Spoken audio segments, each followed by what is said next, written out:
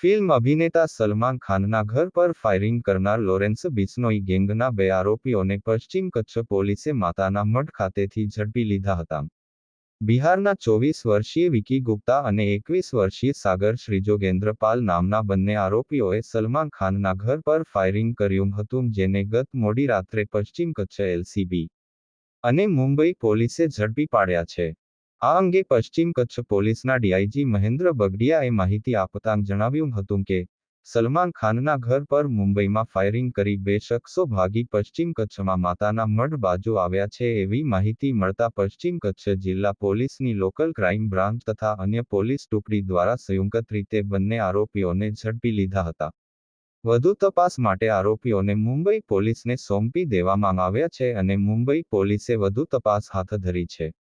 આરોપીઓને હવાઈ માર્ગેથી મુંબઈ લઈ જવામાં આવ્યા છે. આરોપીઓ વિરુદ્ધ વિવિધ કલમો હેઠળ ગુનો નોંધાયો છે.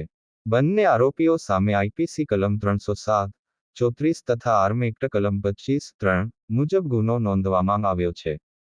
સમગ્ર કામગીરી આઈજી ચિરાગ કોરડિયા તથા ડીઆઈજી મહેન્દ્ર બગડિયાના માર્ગદર્શન હેઠળ પશ્ચિમ કચ્છ લોકલ ક્રાઇમ બ્રાન્ચના police inspector S N. Chudasama, local crime બ્રાન્ચના ASI Jaydeepsinh Zala, Balbhadrasinh Rana, police head constable Virendrasinh Jadeja, Mayursinh Jadeja, Mahipalsinh Purohit તથા શક્તિસિંહ ગઢવી અને મુંબઈ પોલીસ દ્વારા કરવામાં આવી છે. બોમ્બેની અંદર જે થોડા દિવસ પહેલાં અભિનેતા સલમાન ખાનના ઘરની બાજુમાં ફાયરિંગનો બનાવ બનેલ, જે બનાવ અનુસંધાને બોમ્બે પોલીસ એની તપાસ કરતા હતા અને બોમ્બે પોલીસ દ્વારા આપણા કચ્છ પોલીસને માહિતી મળેલ કે આ આરોપીઓ કચ્છમાં હોવાની શક્યતા છે.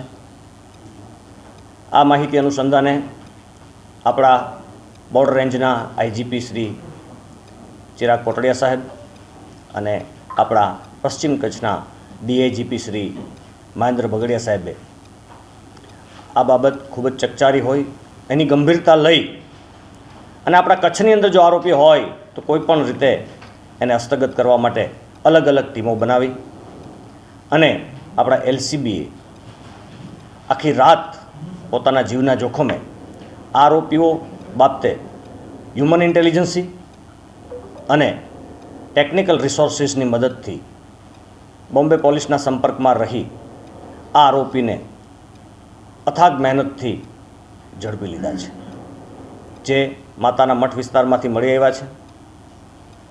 અને આ આરોપીઓની પ્રાથમિક પૂછપરછમાં આ બંને આરોપીઓ બિશ્નોઈ ગેંગ સાથે સંકળાયેલા હોવાની શક્યતા છે.